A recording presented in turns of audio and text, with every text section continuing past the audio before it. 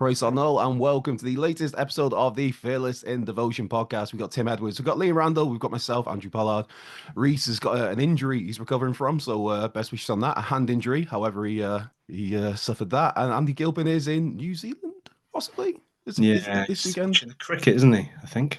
My Yeah. Oh, understanding. he did say actually. Yeah, he did say last week about that. As always, go and check out our newsletter. There's lots of fantastic content there. A bit of a ropey fan of the week this time out, but give it a whirl by all means. Again, thanks to our sponsors, the Fat Ball Group, the Fat Boy Mold and Wrexham, Hill Street Social, Croyce Howell, The Buck, Mice Gwyn Hall, Effie's, and The Carnivore. Now, before we get into, there's obviously a lot to talk about, a lot to look forward to. Just want to send out some thoughts to Andy Dibble, who is going through a knee recovery tomorrow on Monday. So best wishes to Dibs on that, and hopefully a full recovery for him. Of course, part of our 2003 promotion season, and a properly lovely fella, and obviously his son Christian played for us as well. So yeah, best wishes from all of us to Dibs. Right, Wrexham 3, Exeter 0. I had a lot of fun with this performance. I thought from across the board, everybody played well. I thought James McLean, especially first half, could well have been his finest half in a Wrexham shirt. Ollie Palmer was bang on it. Ollie Rathbone was showing what he can do in that advanced midfield position. And obviously, Bronte's a bit of a player, isn't he? Liam, come to you first. Yeah, the team news when it came out was pretty interesting. I'd heard from my sources, the boy Wonder had informed me that there was going to be some changes. Probably wasn't some of the ones that I expected, really. I wasn't necessarily expecting Lewis Brunt to come in. I thought Mullin would be back into the starting 11, so to have sort of Lee playing just off Palmer was... I think there's a lot of raised eyebrows, but once again, Phil Parkinson shows why he's the man paid the big bucks to make these decisions and not us, because it was night and day from last week. And for me, that it was one of those games where there's probably about 3 or 4 players you could have given man of the match to as well. Ollie held the line, probably one of his best performances of the season up front. Everything, he just got to absolutely every ball up front. We didn't resort to the long ball too often, which I think suited him as well. He's quite good at holding it up with his feet. And Brunt, though, I would have given him man of the match just because of how classy he was on the ball. There was part of me that thought, oh well, was Tom O'Connor, was there a problem there that needed fixing? I didn't really see it as one, but then when you see what Brunt can do in that position, just really classy on the ball.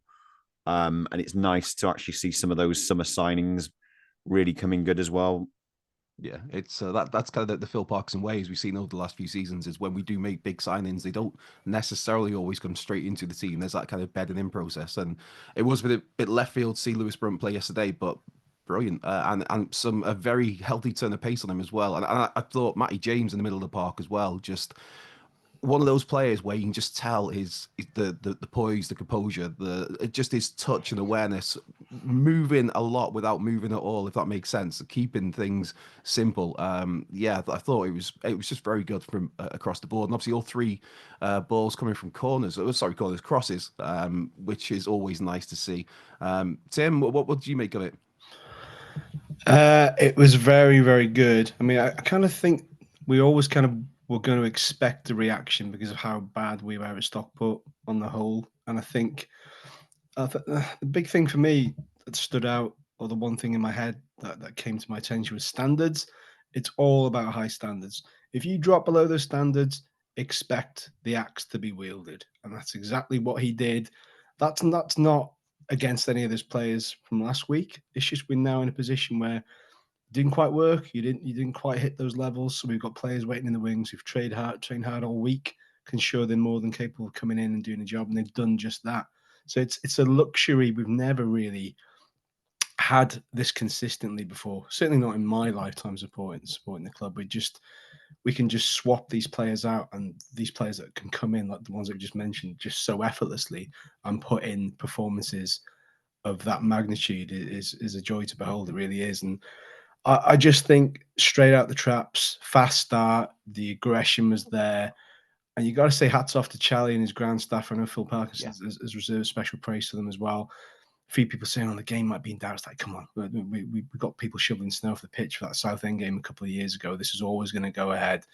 It's too much riding on it these days, So it was always going to go ahead. But the pitch was in such a good condition. It was really, really good considering how much water and snow we'd had. Really good job by everybody involved. The ball was zipping around so nice. We played really fluidly on the front foot. Kind of, I keep saying it, don't we? Just need to show a little bit of that on our travels, and we'd be pretty good. We'd probably get a few more points in that regard. But it was brilliant, and I can't. The one thing that stands out for me is that Barney cross. I know he's signed an extended deal in the week, and very, very well deserved. That everybody we wanted pinning down, it was him. So great to see him commit his future to the club. But as soon as he crossed that ball, there was like, I love that moment where there's like a ooh, like a fraction of bewilderment as this ball comes in, because everybody knows how good it is. And for he's quite a bit of I wouldn't say lightweight, but he gets a lot of power behind that ball, like a ridiculous amount of power, and the precision, the whip, the arc of it. There's absolutely no way Palmer can miss that. It's literally on the money for him. Splits the centre halves. It's perfect. It's perfect, and he won't hit a better cross all season. It was that good. I knew it. We all knew it as soon as it left his boot. We're like, Jesus, he's literally floated in an absolute banger here. So, yeah, just delighted all round for everybody. From the kind of goalkeeping stable, I think Callum Burton again, brilliant. Concentration is through the roof. Didn't have much to do for the vast majority, especially the first half, and then he's called into action twice in 2 minutes, and then punches a corner to the halfway line. I love that. Yeah. I love that kind of tenacity, concentration, and kind of commitment, really. Because he's kind of been thrown in at the deep end last week, conceded 1 goal in 2. I think we were in. I was trying to put this one to you quickly before we move on, but when was the last time we had 2 goalkeepers that you felt were of a similar caliber? You're always getting number 2 that you, with the respect of the world, you're always slightly below who you preferred number 1 is. But from what I'm seeing at the moment, I just think we've got 2 very, very, very good goalkeepers. I mean, in terms of similar standards, not necessarily the highest standards, Dave Walsh, Christian Rogers, they were pretty like for like, just not quite in the. There's no disrespect to them, we were going through a bit of a crisis in the after Andy Marriott days, and we were trying to get people in. But no, it's Callum Burton's a number 1 goalkeeper for most teams at this level. Yeah, I think it's just we're very fortunate to have him, and he's been unfortunate to be behind Arthur Okonkwo, but he knew that was going to be the case when he came in, and it's one of those things where he's got 6 weeks at least. Parky said that Arthur's out for 6 weeks at least. So if I'm Callum Burton, you're thinking, like, I've got 6 weeks here where I could put down a marker, and maybe Arthur doesn't get straight back into the team. But a very good problems to have. And the beauty of that yesterday is that, I mean, what one obvious suspect area of his game yesterday was his distribution. There was like, I think he chucked the throw straight out of play, he chucked it too far, and then there was several sort of clearance kicks that just found touch. It's like, but nobody was like, oh, everybody was like, yeah, we're behind you because we know we've got a very good keeper, and I love that. I love there's certainly an extra level of patience and definitely a lot of goodwill towards these players that are coming in and certainly giving their all for the shirt. Yeah, absolutely. And you kind of touched on it there, Tim. Parky himself said after the game that he had Paul Chalner and his team as collectively as man of the match, because how important a role he played in getting that game on, and obviously the state the pitch was in. There was a little bit towards the temporary stand area, a bit the penalty box that was carrying a bit of water, but I mean, what can you do in the situation that we're in? They did a phenomenal job. You mentioned there Barney signing a new contract in the week. Obviously, previously had triggered an extension on the sly where we didn't really announce it, and then now he's tied down properly until 2027. So there's a lot to look forward to there. You talk about Barney's ball in, which was phenomenal for Ollie Palmer. Elliot Lee's corners. Yeah, I dropped a message to Gilpin. He's like, they're still rubbish. I'm not really sure what game Andy's watching. I had to double check. I was like, it was definitely Elliot Lee taking those corners. Yeah. And we always said that, I think there was a joke that there's so many things certain in life: death, poverty, taxes, and a bad Elliot Lee corner not clearing the first man. That was completely the polar opposite on Saturday. His corners were unbelievable. There's a really good video. I can't remember who put it now, but just shows you the video from him taking the corner for Max's goal. And it goes out and comes back in. It's just a really, really good delivery. So delighted with him.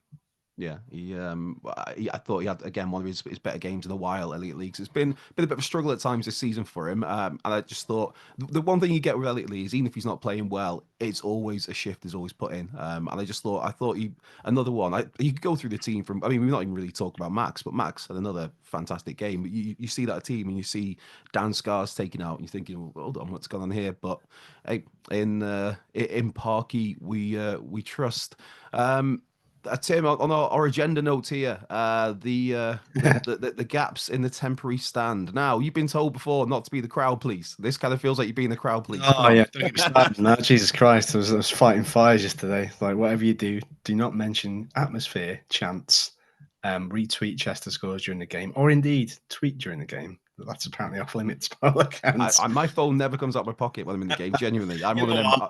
I'm not going to be there on Tuesday, so there you go. Everybody can have a day off away from my ramblings. So there we are. Yeah, we'll come back to Lee in a minute because I'm just curious to see what you guys think about that. But yeah, I mean, we were like, 2 minutes before kickoff, I'd just been like in astonishment at the E-bars, which we'll discuss in a minute. But come upstairs and then you expect a full tech end, a temporary Kop end, and it was just the two middle sort of sections were completely bereft of people. I was like, oh, this has happened. And we kind of feel like it was always going to happen with the kind of, you need to buy your extra sort of fan zone tenner on top of your normal match ticket to sit here.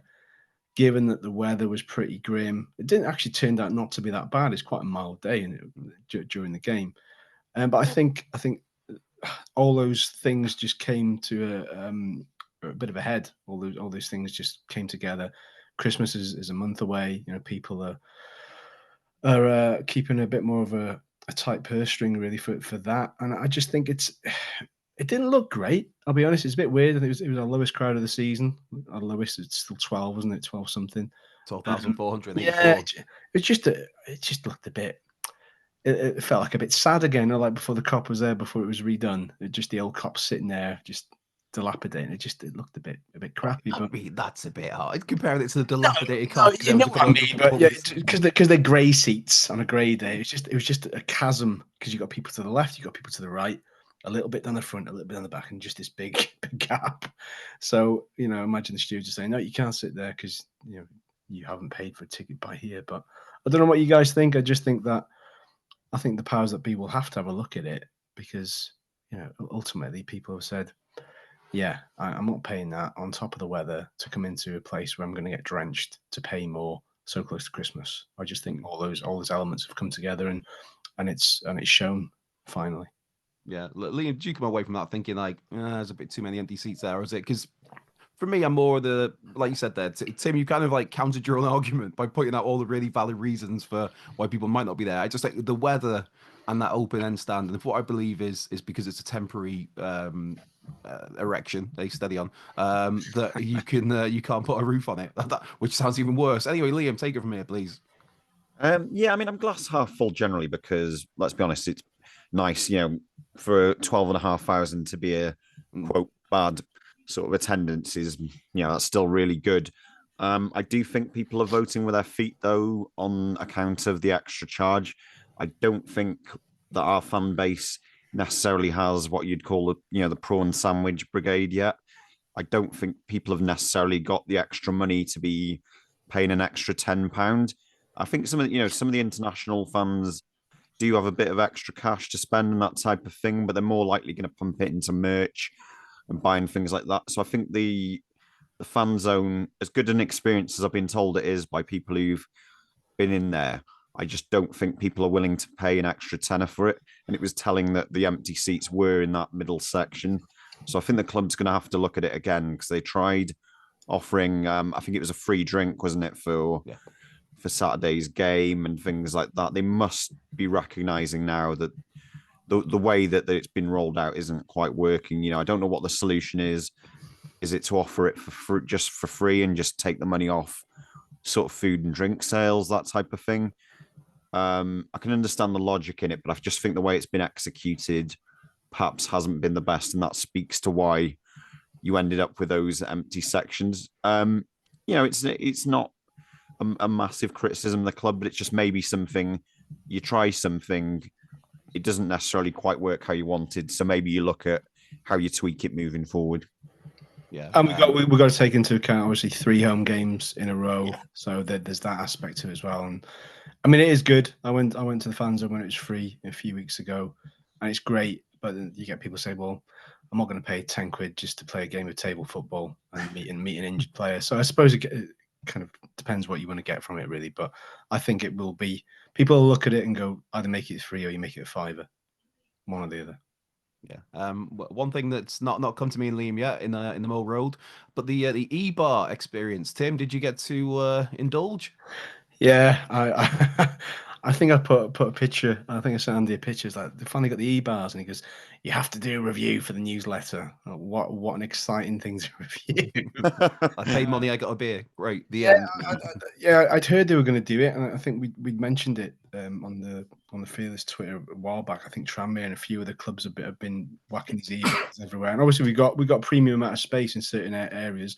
I'm not sure if the e-bars were in other parts of the ground as well, but obviously they were in the tech end, down the far end, almost right in the corner. There's 3 lined up, 2 Wrexham Lager ones and a Guinness one, and they can pour two per at a time, basically. Very, very fluid, very swift. Couple of guys there that work for I think the company is actually called E-Bar. I think it's an actual company. So you had one guy who was there on hand just in case there's any mechanical failures, etc., and a steward in case of anybody trying to get it who are a little bit underage. So I asked him, he said, I've had 2 15-year-olds try to chance their arm, but that's about it. So I was like, Go on, lads. Go on. yeah, fair enough. But yeah, it was very, very straightforward. Go up there, pick what you want, scan your card. I think it was £4, £4.40 for a pint. I think. Okay. I think for Wrexham Lager, and yeah, it just goes. It shows you as it fills up on the screen. You see your thing filling up. The only slight thing that I noticed was that the guy who's there said, "Oh, there's a bit of a thing where when the screen opens for you to take your drink, it's coming out a little bit fast, so it could essentially knock your pint clean off." So I'm guessing there's been a few little bits where pints have flown out a bit too swift. So there's something they might have to amend, or the balance of the actual unit isn't quite right, maybe. But on the whole, good. They definitely alleviate the strain on the staff in the middle of where they do all the food and drink normally. But yeah, it just seemed decent. I dare say they'll probably pop a few more in and around the ground going forward, but seemed decent on the surface. But we'll see whether there's going to be more choices. Yeah, I presume they were in the Mold Rose. I always get there quite late just before kickoff because they're tied up with pre-match stuff at the Mice Gwyn. So I didn't see any. I presume there isn't any there, but hey, maybe something to look forward to. Yeah, I didn't see any where I am. I thought when you said there was a steward there, I thought you were going to say it was to stop someone like being like Barney Gumble and sucking the pump dry or something like that. Yeah, I did keep an eye on it to see if anybody was trying to like, give it a bit of a whack, or if like the shutters were going to come down when it hit 4 o'clock, like a bell rings and time shutters come down. See you later. That's what we do need, actually. Did we have that years and years ago where if you went into the concourse, or maybe I've dreamt this up or it was somewhere else, and there would be like a bell to signal the start of the second half? Did that happen? It happened. I seem to remember like it. Fire bell or something. I seem to remember that. Yeah. Yeah. But we could both be talking out of our ass. But Yeah, maybe we've had the same dream, Tim, which would be a bit worrying. Maybe, yeah, that'd be weird. Definitely not involved in any temporary erections, though, that's for sure. Well, Liam and me is sucking his pump dry. Yeah. Right. Moving on. There's no way to transition from this, but our next topic is obviously it was a great weekend for the men's team. Not so much with the women's team we played today against dirty TNS. It was a 1-0 loss. Now, I mean, TNS are having a good season. They're second at the moment as the table stands. I think the bigger worry for me is Abby Hinden going off injured, being seen on crutches, because she's had a really good start to a Wrexham career. 5 goals in 8 games so far. So that's a big one, and it doesn't get any easier for them because they've got Cardiff away next weekend, which is top of the league. Liam, do you have a chance to catch any of the game today? Not much. Again, I've mostly followed it on Twitter, but I think you're right. The injury's a bit of a concern. There's quite a large period of stoppage. I think it was just towards the end of the first half. I mean, the scoreline itself, there's no great shame in. TNS have got a good women's side, and it was a very close scoreline at the end of it. So I don't think there's any sort of major concerns over that. But like you say, it's just the fact that they've got Cardiff coming up, and they've just made a bit of progress the last couple of weeks. Yeah. Then they've lost to TNS, and now they got Cardiff. But I think it'll be a good test to see where they are against Cardiff come next week. Yeah, Liz Craven had a very busy game today. Had a very good game. It could have been realistic, could have been more than 1-0, but it is a defeat for Steve Dale's ladies. But they go again. Tim, what are you expecting from next weekend at Cardiff? Because it doesn't get any tougher than that. It feels a bit like going to Stockport with a men's game. You just kind of go there in hope rather than expectation, really. And we all know that Cardiff have had the Wrexham women's number for quite a while now. It's been some horrible, horrible defeats last season in various competitions. So, yes, today is a defeat, but it's not by the margins we were losing by in the early part of the season. So there's definitely been improvements made. And they've pushed hard for it. The judging, like I was watching, keeping an eye on the Twitter things as well. That's some decent chances as well. And they think the goal came first half, kind of added time, didn't it? So, they've had a good go at the second half as well. And I just think there's still grounds for optimism. I still think there is. And I wouldn't be surprised. I know Cardiff are clearly going to be red hot favourites in that game, but I don't know. I just think that Wrexham women are due a win against them. It's going to come at some point. Whether it's going to come anytime soon, I don't know, but it's going to come at some point. So you just got to, trust Steve Dale and the process that they're putting into that team. So we'll see what happens. But fingers crossed. Yeah, I fancy him. I'm not going to make a bold prediction. I did predict 3-0 for this weekend for the men's, so I don't think it'll be 3-0 next weekend. But it could be a tough game. I fancy him. I fancy him to nick a 1-0 win. Now, moving away from that topic to, I guess we can lead into the Randall roundup before we do have a special guest join us in a little bit. Yeah. And start with the news of Yassine Toure, the 18-year-old son of Kolo Toure, who come through the Academy of Celtic and Leicester, on trial at the moment. Liam, what can you tell us about this? Yeah, so the Daily Mail had a bit of a scoop earlier in the week. It looks like he might have been with us for a couple of weeks on account of the fact that a lot of the academy lads already follow him on Instagram. Mo File does as well. But he's a player with pretty good pedigree.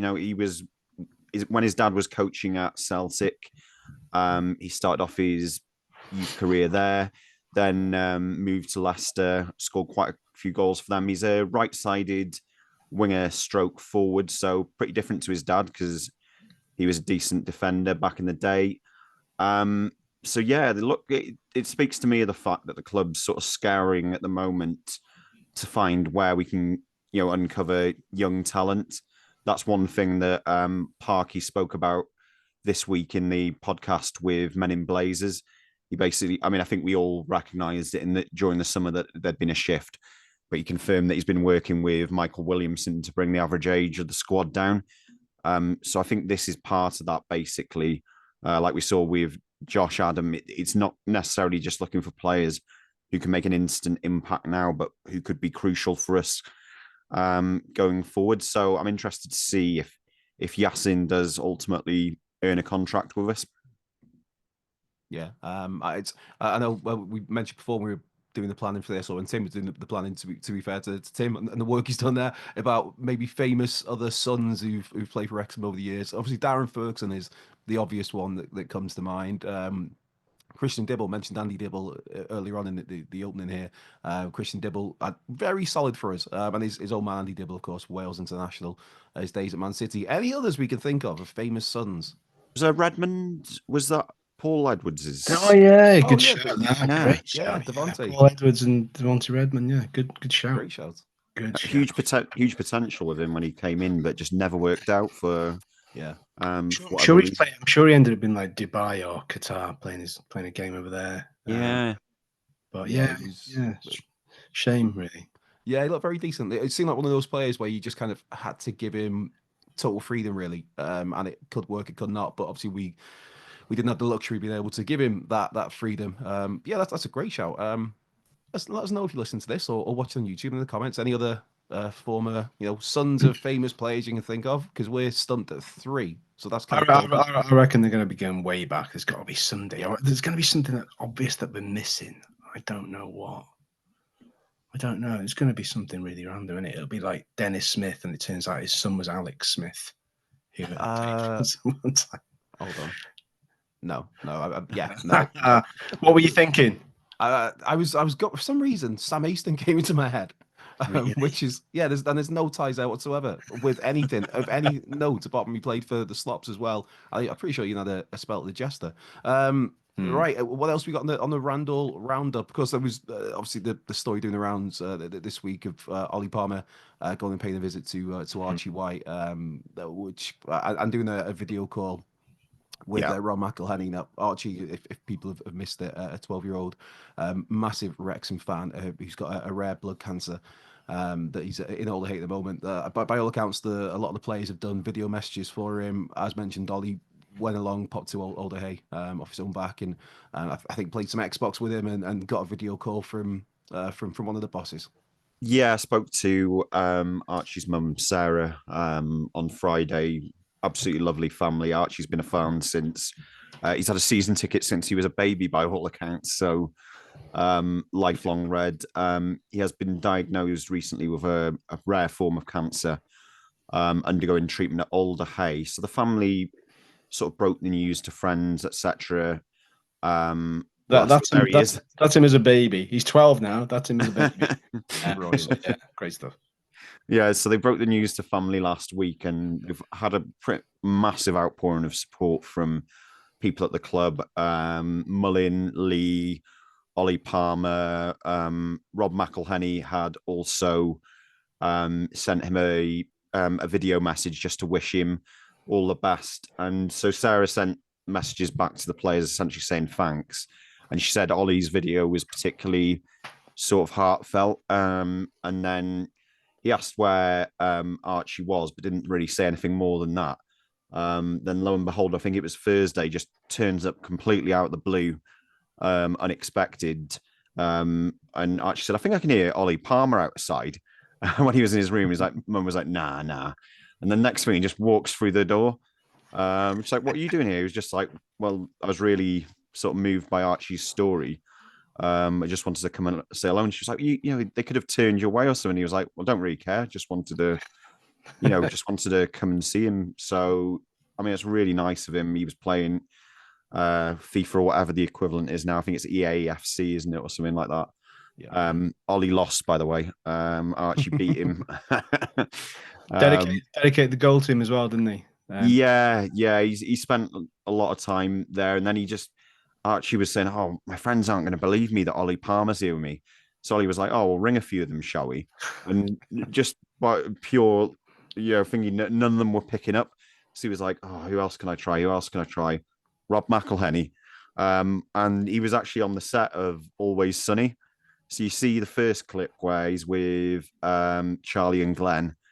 And they're like, then this klaxon goes. He's like, "Oh God, we're literally about to go and film." And then he said, "I'll call you back." And they weren't expecting him to, but he did, and he had a good longer chat with him, invite them up to the box. It's just a really heartwarming story, where he just shows the Wrexham community coming together for Archie. And I know everyone will be rooting behind him. So yeah, everyone's behind you, Archie, and hope you're doing well soon, mate. Yeah, very well said. Very, very well said.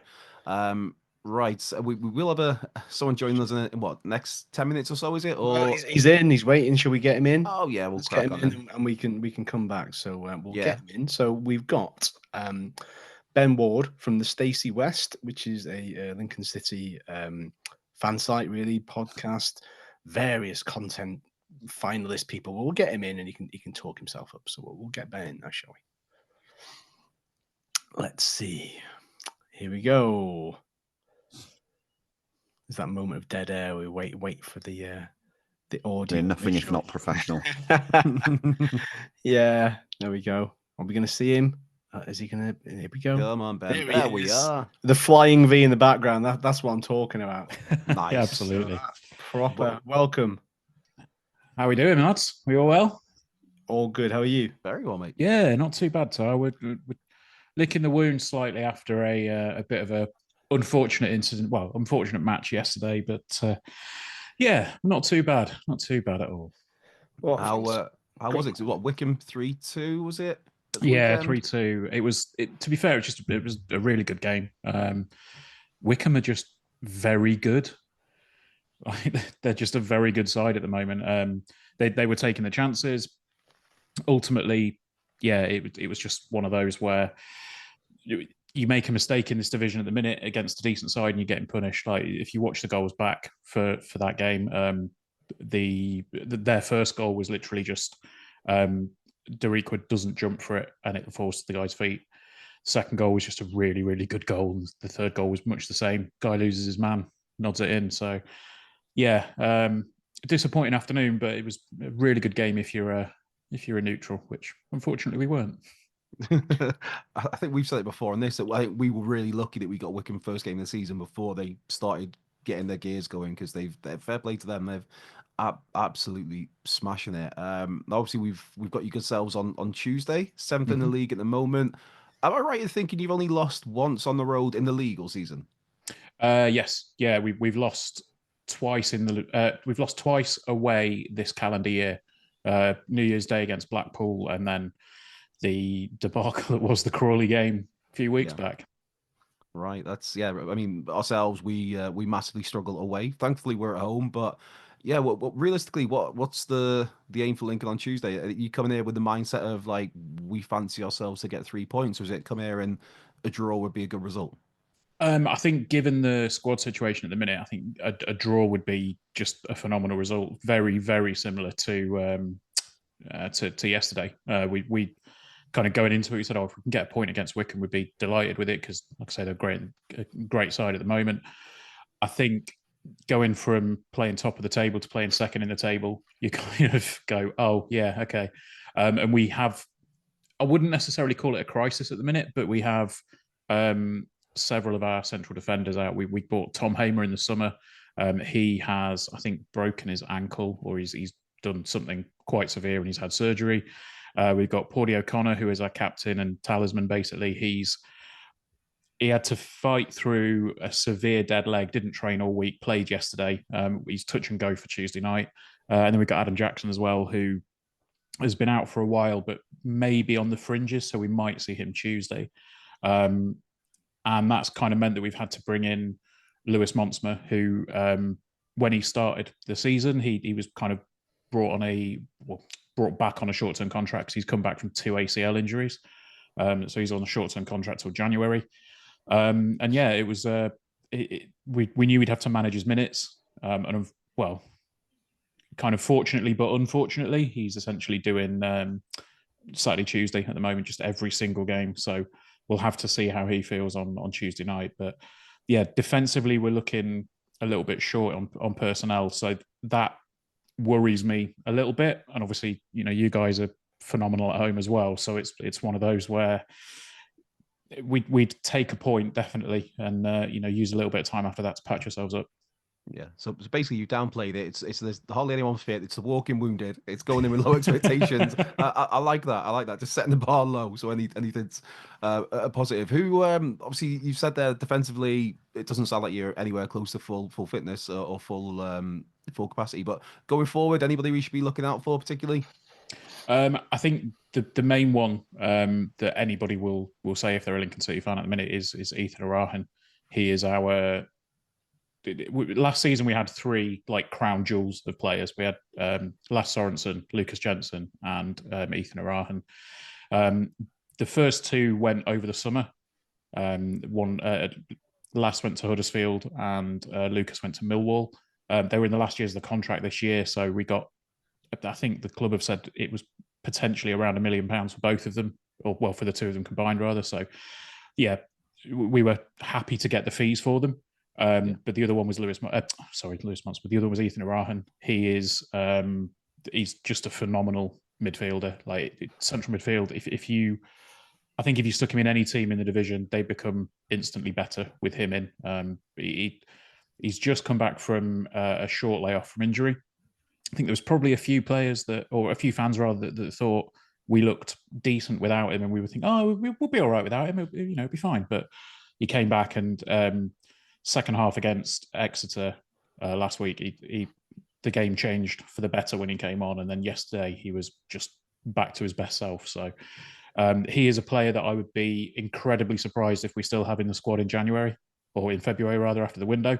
But if he does go, it means we have a rather large transfer kitty because, there's apparently quite a hefty release clause for him. In terms of other players, I mean, one that we signed again in the summer, he didn't fit our sort of traditional model of player. We've got Tendai Darikwa, who's come in at right wing back. He's had a pretty decent career. I think he was playing in Cyprus when we signed him. Came over and we looked at it. We thought, we signed a 32-year-old. That's weird because we normally sign younger players. Signed a 32-year-old right wing back to replace Lass.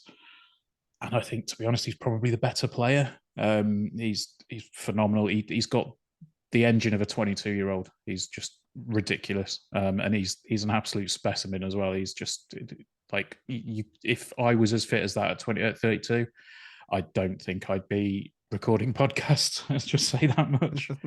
And then other areas in the field. I mean, we've got Bailey Cadamartri on loan from Sheffield Wednesday. Ben House, who I don't think will be featuring on Tuesday night because he's suspended. He's on 5 yellow cards now, so he'll miss the game on Tuesday. And there's one striker that I think will start to catch people's eye soon, and that's Jovan Makama. He's a product of our academy. He's come through the academy, and he's last season he was being relied upon to be the sole striker when we had a really bad striker injury crisis, and it just didn't work. He went away on loan, and he's come back this season, and he's looking like an absolute unit. He needs a little bit of work on his finishing, which is probably, the thing you want from a striker. But everything else at the minute he seems to be doing right. So hopefully he'll come good. And yeah, I think he's one for the future for sure.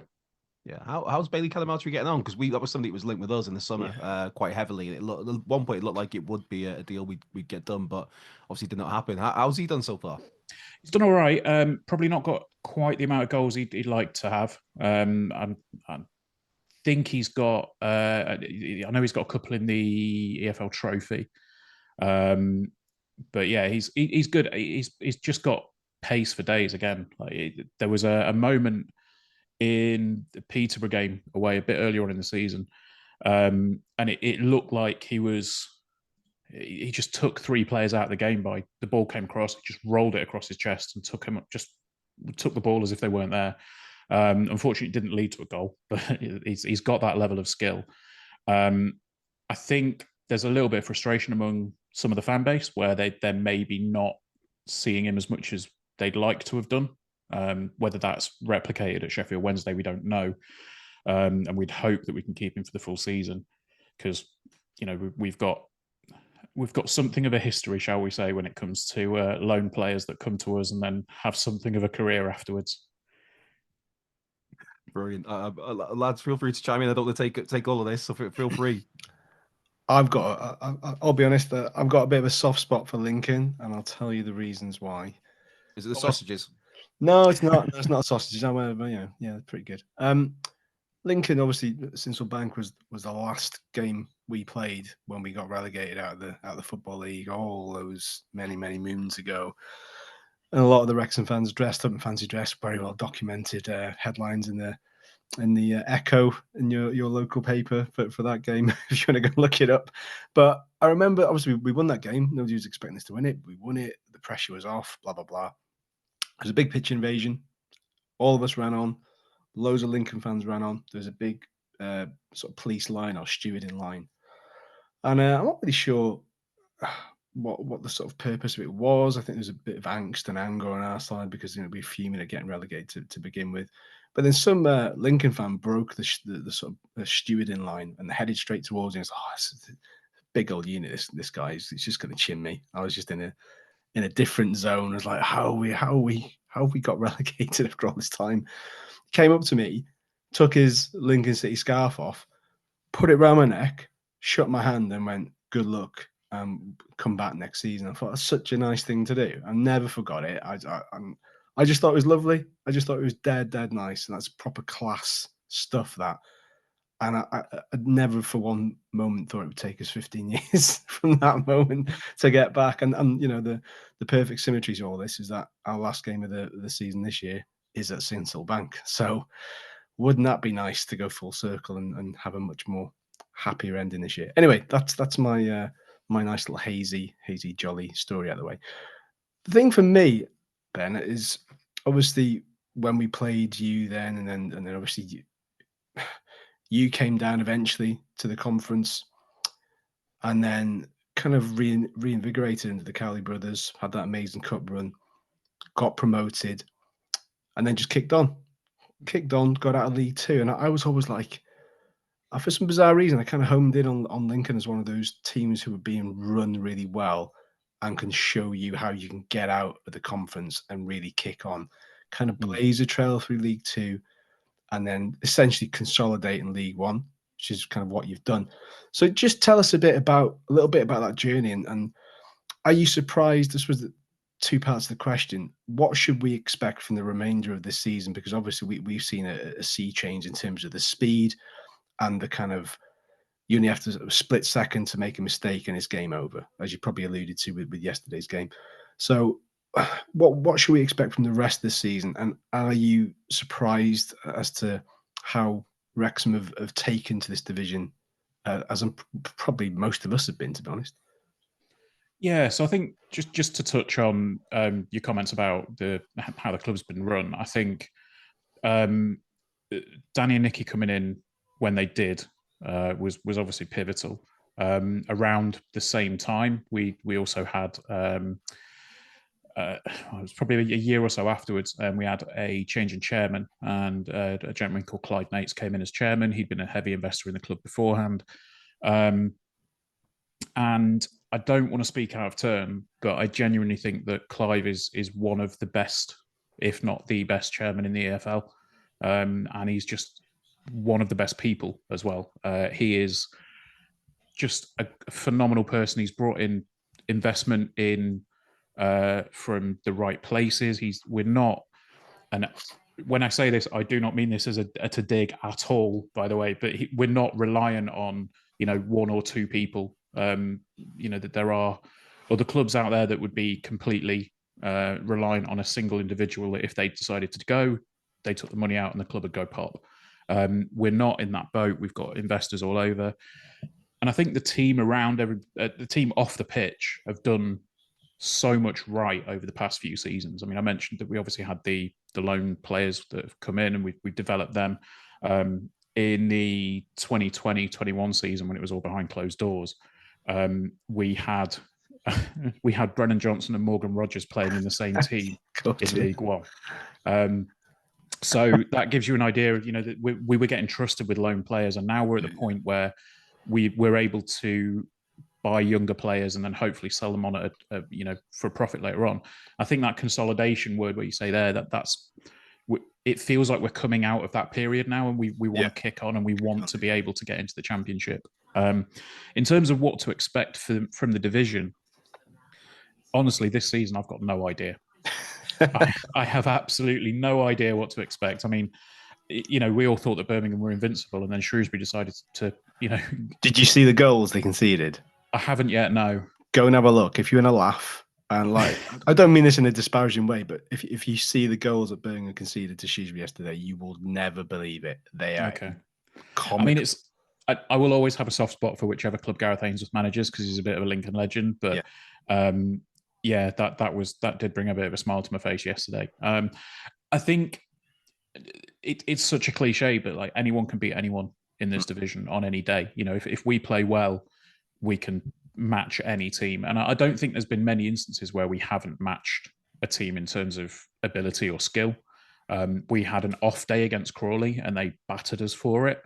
But you put that down to a bad day at the office. I think as for whether I'm surprised at how well Wrexham have taken to the division, it's weird because you've got Wrexham the club and then you've got Wrexham the entity, I guess, haven't you? Particularly around everything that's gone on, and the Hollywood monikers and all the rest that gets thrown at you guys.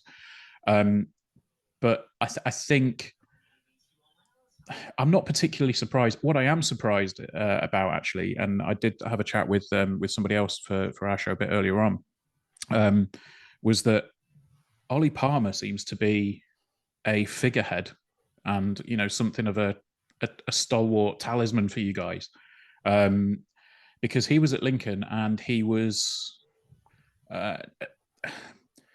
apparently, well, it emerged on Instagram once when he was talking to some players and they said, "Oh, maybe you'll get a start," and I think he replied publicly with, "I've got more chance of folding a crisp."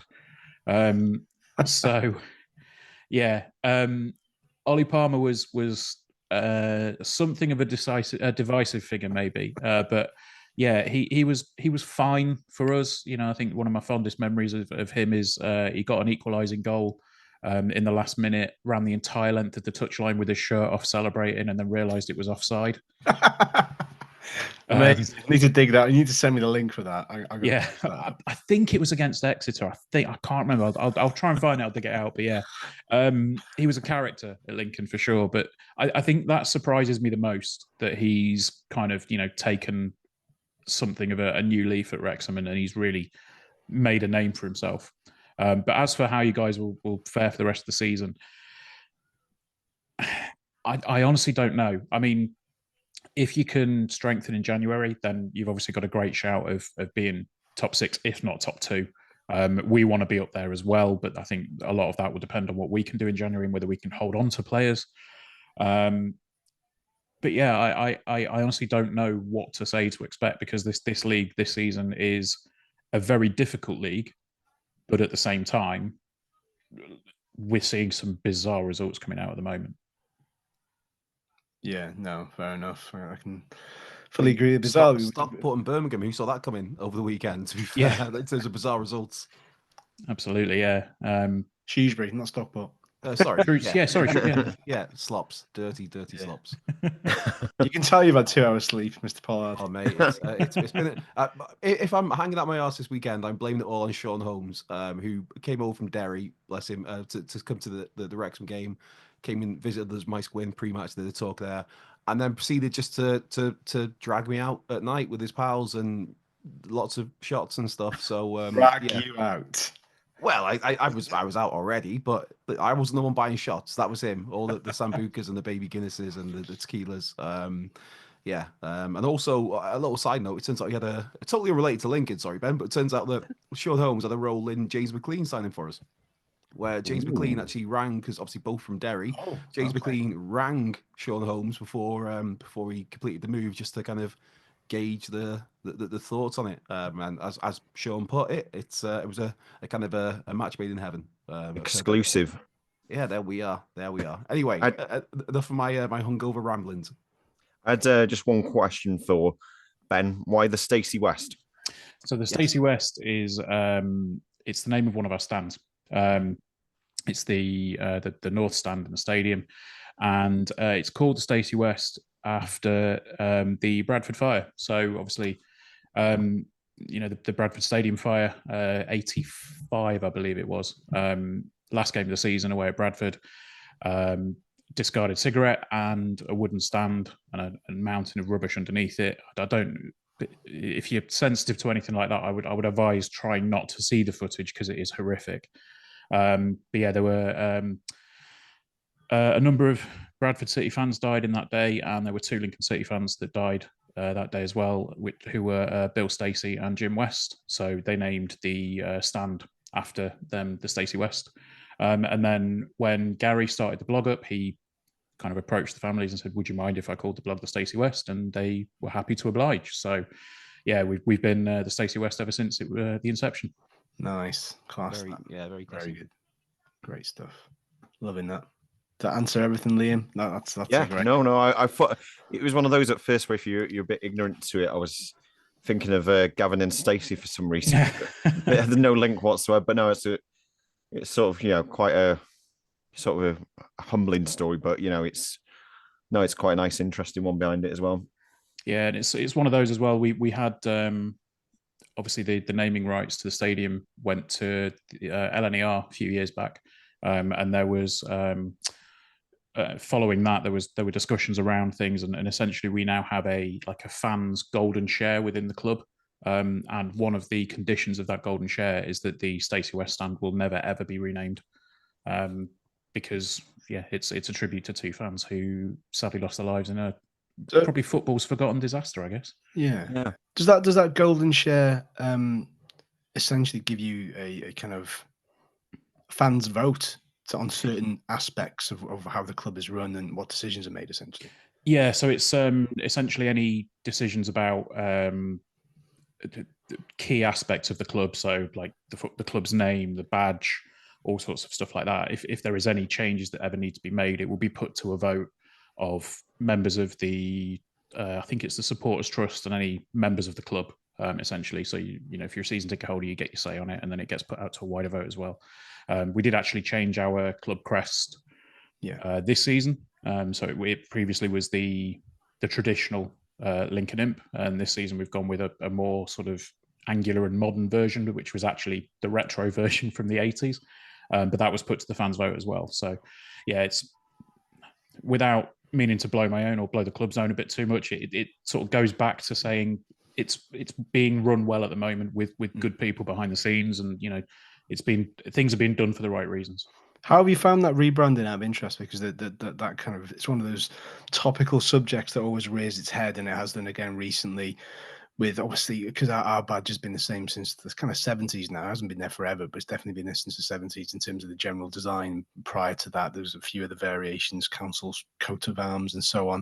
How have you found that? Because we kind of, there's a reluctance on a large part of the fan base that don't want change, but then sometimes you have to embrace it. You know, we're seeing modernized badges, as long as it doesn't, because there are certain elements of our badge which are questionable, and I can understand the argument to change certain elements of it, but I can understand the reason, you know, if it ain't broke, don't fix it. So how's the reaction been to the rebrand? I think it's been mostly positive. I mean, it's not like we've gone with a completely brand new out there design. It was the badge in the late 80s. You know, and obviously there's some fond memories associated with it, and also for a while in the 90s, 2000s, we had the club, the city crest with LCFC in the four quadrants, and then at one point they actually put that badge in the club, in the city crest. So it's not like it's a complete unknown. It has been there throughout history, and also it's been the badge on our gate for to Sinsel Bank for God knows how many years as well. So I think there were some people that were disappointed with it, but honestly, I was all for it, mainly because it's also permanently etched in ink on my arm. So I was quite happy to see it back. There are always those aspects as well. No, it's curious because I think, I don't know how Andrew and Liam feel, but the idea of having that kind of golden share is something I always think that the club could explore again, because whilst we feel almost certainly that we're in safe pair of hands with the kind of the business model at the club at the moment, because we were used to being fan owned for so long, we had a bit more carte blanche into what was the running of the club and certain elements. It would be great to have that back, or certain elements back, because we used to be able to vote on the kits and so on and so forth. So it'd be nice that if they were to ever do, or have a possible idea of a rebrand, and put that to public consultation to see how people felt, rather than just go, this is what we're doing, suck it up, you know, because I think there are certain elements that you should always involve the community and the fan base, and the club do that to a certain extent. But I think when there's certain things, such as a potential rebrand of a crest, or the naming of whatever the new Kop's going to be, I think that is essential, that they bring fans aboard to make that decision. Yeah, definitely so. Yeah, that new Kop has to be the Joe Jones Kop. If not, what are we doing? And that's where the statue goes. Get it done. As long as there's a Jacko memorial in there as well. So this is Yeah, the thing. I've got to kind of please everybody. It's a tough one. Anyway, shall we move on to predictions, and then we can let Ben go, and then we can wrap up the final bits. Ben, as our guest, we will come to you first. How are you feeling about this? I'm excited. You know, I mean, I keep saying it. I just think, I keep alluding to it, but I think Lincoln are kind of one of those clubs that try and do things the right way. You know, they try and run the club in the right manner. They don't profess to be something they're not. And I think Lincoln as a place is very, very nice. It's got that massive hill. I remember that big old hill. They went there once, the game got cancelled. I was like, well, I'm here now. As I stopped down here, so it was great. Tim, maybe you'll get to see that fella again who gave you a scarf and you have like a loving embrace. Honestly, right, I'll quite happily come on your pod towards the end of the season for the corresponding fixture. Put a plea out there. Hopefully, I can't remember. I think he would still be with us. He wasn't that old, so if he's still about, I'll dig out his scarf. I'll give it him back with a big, massive thanks. Like a cheers, pal. See you later. That'd be lovely if you could. Yeah, great. Yeah, by all means, we'd be happy to have you. In terms of that hill, by the way, it is one of my favourite things because my wife is from down south, and the first thing she said when she came up here was like, "It's really flat." I was like, "It is." But let me show you something, and then took her to the high street, and the aptly named steep hill. It's very steep. It's the only hill in Lincoln. I love the very basic labeling of that. Whoever's named it, it's like it's a hill. It's really steep. Let's just call it Steep Hill. That's it. Yeah. Nice and simple. That's exactly what it says on the tin. Yeah, it's just off Long Road, actually. No, it's not. In terms of Tuesday, look, I think it's going to be a tight game. I don't think it's going to be a classic. From what I can, ascertain from listening to a couple of things and speaking to a couple of people, you guys seem to be wanting to play football in the same way that we do. Like we'll let you have the ball, we'll hit you on the counter, and we basically play a 3-5-2. So I'm not expecting fireworks on Tuesday night, if I'm brutally honest with you, but I would absolutely, if you said to me now, we'll give you a 1-1 draw and we won't play the game, I would snap your hand off for it. Because I'm just nervous. It's not a nerve about the quality of our squad, because I think this is the best squad I've seen us have in decades. I just think it's the circumstances at the moment. We're just a little bit light in certain areas, and it always seems to be the way where we'll have a dearth in quality somewhere, or a dearth in numbers somewhere. We had, I think 2 seasons ago, we were lacking strikers. Last season, towards the end, we essentially lost all of our central midfielders, which cost us, in my opinion, the playoff spot. And at the moment, we are down on numbers in central defence, which has been one of the strongest areas of the pitch for us. So I'll put it this way, if Pordy O'Connor plays on Tuesday night, I would be a lot more confident in getting a result. The fact that he managed to get through 90 minutes yesterday doesn't fill me with a huge amount of confidence for him being fit on Tuesday. But if Pordy O'Connor starts, I think we might be able to sneak something. If not, I think a draw is the best we're going to be able to hope for. So I'm going to go 2-1 if Pordy starts, 1-1 if he doesn't. There we are.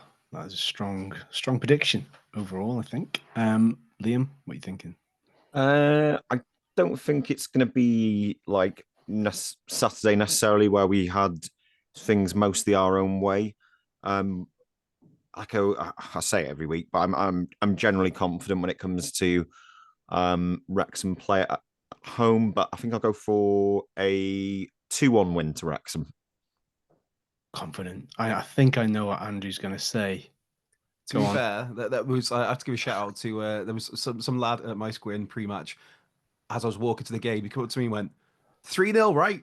And I was like, yes, mate, it is. And then obviously we won 3-0. And this is no disservice to Lincoln. I think it's a great club, but I always at home fancy us 3-0, so I'm going to go 3-0.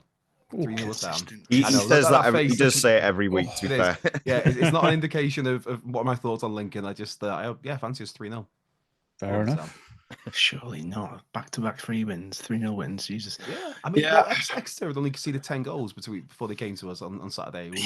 Yeah, to be fair, we played Exeter last Saturday, and they're a very, very resolute side. So that was a feisty one, wasn't it? I believe. Yeah. That was the red card towards the end. The manager coach sent off, and yeah. Yeah, so Caldwell is his housery was exquisite, shall we say? Sounds the sort of stuff you love to see it for you, but not against you. It's 100%. Yeah, 100%. Oh, I don't even know what. You know what? I expect a lot more from Exeter on Saturday. I'll be honest. I was delightfully disappointed they weren't anywhere near as good as I was expecting them to be. So I don't know. I think people saying that you take 7 out of 9 for these 3 home games in a row, and I still think that's a solid return. I still think we're imperious at home. I'm going to go with that, and I think it'll be narrow. I think it'll be 2-1. I think I'm going to go for a cheeky 2-1. A late winner. Paul Mullin finally is going to knock another one in because it's overdue, and yeah, we just know he's going to come good, so it'll be fine. So I'm going to go for that. I'm going to go 2-1. So my final question, Ben, before we let you go, and we're going to wrap up. What was the last song you played on that Flying V? And is it a Gibson or is it an Epiphone? It is a Gibson. Class. Yeah, Nice. it's the first thing I bought with my first ever like part-time job. Oh no, full-time summer job. I was like, I want a Flying V because I was playing on like a cheap Strat at one point when I started to learn, and yeah, it was about 20 years ago, so it's lasted. The last song that I played on it, oh Christ, it was probably an Alkaline Trio song because I'm a big Alkaline Trio fan. I've just to run it in because I've recently moved into this place, so just to get it bedded into the new house, I thought, just blast some Trio out, it'll be all right. I hope that door that's positioned next to it is an inward facing to the left. Otherwise, you don't want to be bursting in on that and smashing the guitar behind it. It's a slight worry where you've positioned it. Yeah, thankfully it's nice and secure, so it's all good. Winner. Anyway, enough guitar talk from me. Ben, thank you so much for coming on, giving up your time. Hugely appreciate it. Are you coming up for the game, or are you going to be watching the stream? Sadly, I'll be watching it on stream. I have to be in the office on Tuesday, which is an hour away from my house, and then it would be an hour away to get back here, and then obviously the trip over. So, yeah, sadly, I'll be watching on Sky. All the best for it. Well, not for the game, but for the rest. Do you have any idea how many they've sold for it? I can't remember what allocation we've given. Imagine it'd be the normal amount. I don't know. It's a bit of a journey, isn't it? Really? Yeah, I think that's the thing. If obviously with it being rearranged, I think if it had been a Saturday afternoon game, we would have sold it out and it would have been fantastic. Yeah. With it being the Tuesday, I'd imagine there'd probably be some return tickets. We tend to travel really well, and you'd be very much aware of us when we're there, shall we say? Nothing wrong with that. Happy days. Well, yeah, safe journey to all those traveling Imps fans. You're more than welcome here. Enjoy, and hopefully you have a good evening. Apart from the results, shall we say? That's about as kind as we can be. Ben, thanks so much for coming on, mate. Really appreciate it. Thanks for your time, and keep in touch. No worries, we'll do. Yeah. Cheers, guys. Cheers, Ben. Take care. One, mate. Bye. Great stuff. I think Ben might be my favourite away from we've had on so far. It's just nice fella. Nice guy, great guitar, and he's like he's styled like you. He's the same sort of. I mean, mate, I'm sat in a Manson t-shirt and he's talking about Alkaline Trio. What's going on there? Which is also good. While we were talking, again, this isn't indicative of Ben, but I got a name for the sons of great players. I even wrote it down so I remember it. Luke Summerfield, his old man, Kevin Summerfield. Not big time. I mean, we're not talking, founder of Summerfield. Kevin Summerfield. Did he play for us? No, didn't play for us. No, but Alex Ferguson didn't play for us, did he? I don't remember him banging him in 1964. But Darren Ferguson was a Wrexham legend. No, Kevin Summerfield, who for Plymouth fans, it's very niche. I happen to know a Plymouth fan, my pal Jacko, who is also a Wrexham fan. And Kevin Summerfield for Plymouth fans is like the big deal. He's the bollocks. He's their Carl Connolly sort of thing. Rob Lee. Oh, there we go. Jesus. How did it take us that long to get to that? God, we were awful. Speaking of Rob Lee and Elliot Lee, now I shut this down if you want. Some people said Elliot Lee seemed a little bit angry, and not in a good way. Like you can play angry, and sometimes it works, or you can just look and appear angry and just give off weird vibes. He looked fuming to be substituted. Good. He went absolutely mental at Rathbone when he prodded in that goal that would have clearly would have been Lee's if he hadn't touched it. Am I reading far too much into this? Just seems a little bit pissed off. I think you're reading way too much into that, Tim. Okay, that's just me. I think I'd want a player to be pissed off when they're getting subbed. I'd want a player to be pissed off when somebody who's basically taking their position in the team or a threat to their position in the team. That's where you want that. That's that competitive edge where like he knows that Ollie Rathbone now is I mean, depends on well, we'll get to Lincoln anyway shortly. The actual, or maybe predicted team lineups as well as the scores that we've just done. But it's Ollie Rathbone is the biggest threat in that team to Elliot Lee's position. So that I like that edge. I mean, if he's going over and he's slapping like Rathbone in the face, then fair enough. But when it's just like I'm generally angry because I know that you're taking my spot in this team, then that can only be a positive, I think. I'm more of the same opinion as Tim. To be honest, I call it Randall's intuition. I do, referring to myself in the third person all the time.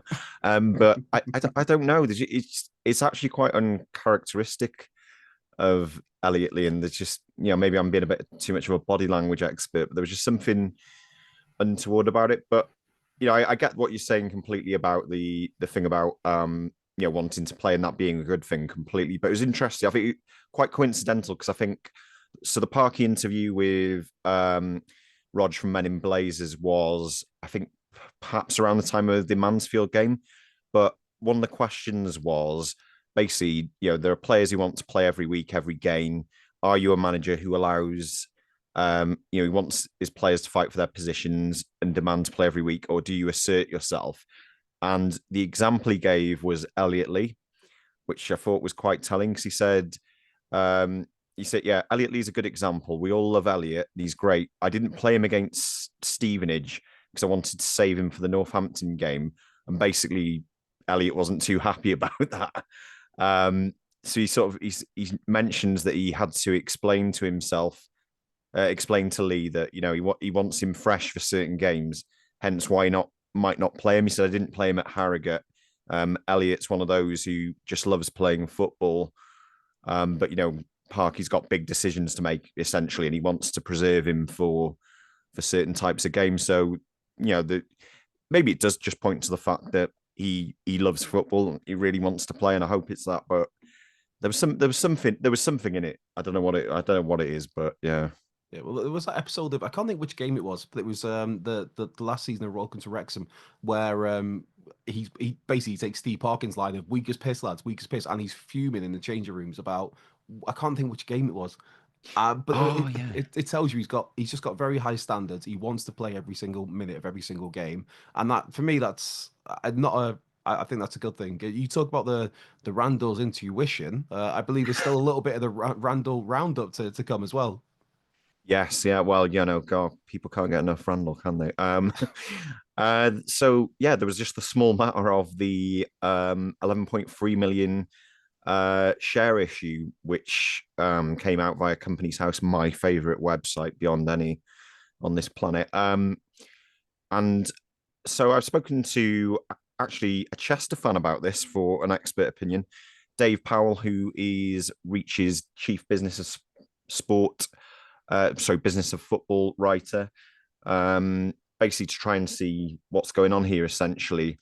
And he said, it's either an injection of fresh cash into the club or the conversion of a loan into equity, which would mean that it didn't have to pay back. So obviously, we know that the owners have got loans. I think it's to the tune of around 9 million. But I think for me, the timing is a bit too coincidental in terms of it came right around the time that the Allen family investment was made. The 11.3 seems a bit random, but if you convert it into dollars, it's around 14.5. So it's a bit more of a sort of rounded figure. The thing with accounts and Companies House is it doesn't really tell you in depth or in any detail what it's in relation to. But he was at the game, wasn't he, on Saturday? Yeah, he was. Yeah, so he'd been at the event in New York earlier in the week, but he was actually absent from there was a four walls whiskey / Kick for Life charity event with the club, and Eric wasn't actually present at that event. People said, "Oh, where is he?" And apparently he was flying over, I think possibly with his father actually, to the game. So you want first name terms with him? Eric wasn't there for that. My man Eric, yeah. But yeah, so that event as well, I'll just talk a bit more about that while we're at it. It was like I mentioned, with Kick for Life, which does things in Lesotho in terms of raising money and things like that. And the club's got a good partnership with. There's quite a good Q&A session in there.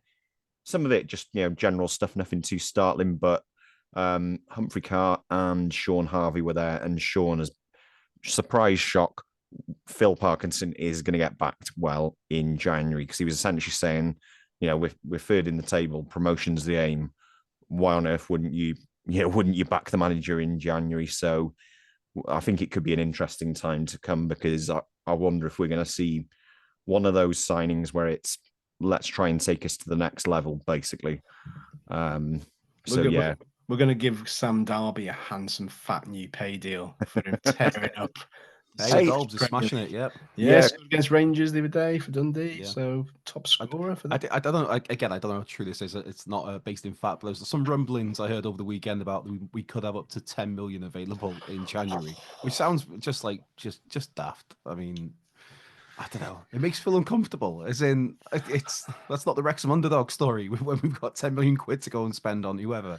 But I don't know. What I remember, just to drop this in, not to tread on your thunder, Liam. Welcome to Wrexham. Mentioned it before about the Elliot Lee having a big rant, weak as piss. But at the moment, they do have there's posters around at the racecourse turf, the fan zone, and the Butty van by the turf with a QR code for anybody who wants to scan those and then be able to upload a video themselves to possibly be on Welcome to Wrexham. Get on it. Oh, yeah. So I think I saw one of those in the turf when I was there the other week, actually. I wondered what it was about. They are dotted around. They're dotted around town. I've seen a few of them there. Yeah. Andy Gilpin may have messaged me in the week to say, remember to bring this up. So there we go. I've remembered to bring it up. So, I don't want to know what Gilpin's sent in. Is he done one of his high-pitched sort of fanboy, rallying the troops things? Can we go up again in this season of Welcome to Wrexham? All right. When we finally jazz at this pod, we'll have to have some sort of like Gilpin's high pitched voice section. We'll just cut that and just call it. Can we go up again? We'll just do it. Just leave it. It's one of his finest moments that he's forever going to be remembered for. So. I mean, I'm sure he might have had that reaction when we drew. Well, not so much when we drew Crew in the random trophy I'm going to name, but more the fact it's got a different name again. The Bristol Motors Street Trophy is now the Virtu Trophy. I have to ask before we get into what we thought of the draw. Was it before this draw was made? What was Virtu for you? Did you, if I mean pronounce that right? It sounds like a small South African kind of province. I have no idea what Cape Verde is. Cape Verde, yeah. Yeah, well, it's fully enough. I might have Googled this before. It is a manufacturer and retailer of luxury handmade mobile phones. But is it established in 1998? I don't know. Formerly owned by a Finnish something. Oh, by I just want to know. There's Virtu Motors as well. So surely it's just transferred from one company to probably more likely than that. Yeah, because it's got. I would say so. There's a quote here from the owner of this company I found, the mobile phone one. If you can spend $20,000 on a watch, why not on a mobile phone? No, so I'm not a total bellend, and I haven't got that much money. Virtu Motors, I think, is the way forward. Okay, right. Well, I was wondering why there was a rebrand right in the bloody middle of the thing. That makes a lot more sense, to be honest. Yeah. But in terms of rebrands, I mean. And tattoos, like we've touched on previously, where's my Bristol Street Motors tattoo going to go now? I'm absolutely gutted. Oh, I'm not even taking the piss here. I heard this morning about somebody who had a foot tattoo covered up because it was a Lost Profits lyric. Well done there. You've not done great with that. That's a very true story. At least he had on his foot. It could have been a lot worse. Yeah. Anyway, so we do have Crew Alex in the last 32 of the Virtu, which is they're fifth at the moment in League Two. The exact date I don't believe has been announced yet, but it's the week beginning 9th of December. Tim, do you care yet? No, absolutely not. I'll be honest. We're on such a crest of a wave with the league that it's hard to kind of be excited by anything else at the moment. That's kind of taking precedent because momentum is gathering once again. We're way ahead of where we thought we were going to be at this stage of the season. So that's just kind of like another facet of the season, and we all know that even though the deeper we go into this competition, even if we do get past Crew, Parky's still going to put together kind of like a slapdash team. It's not going to be your preferred 11. There's going to be a mix, but on any other given season would be a good enough 11 as your main starting team. So, that's kind of our version of what we would normally put out for like reserve teams and stuff. So that's what we're utilizing it for. If we manage to go all the way, wonderful. Crew will want to come and have a point to prove because of the way we beat them at their place twice last season. Obviously, we squeaked it at home. So yeah, it'll be very, very interesting. But I think the crowd will probably reflect still the current interest in it. Yeah, and for those kind of wondering, this is the lineage is the LDV Vans trophy that we won back in 2005. So there is history there with us. It's had a gazillion names since then. Liam, are you expecting us to take this? How serious do you think Parky will take this, or is it a case of like Tim alluded to there, as in just maybe full sell changes, which he's been reluctant to do, even in the Bristol Street Motors Trophy earlier on. It was rare that there was that full change. There'd be kind of maybe 3 or 4 changes.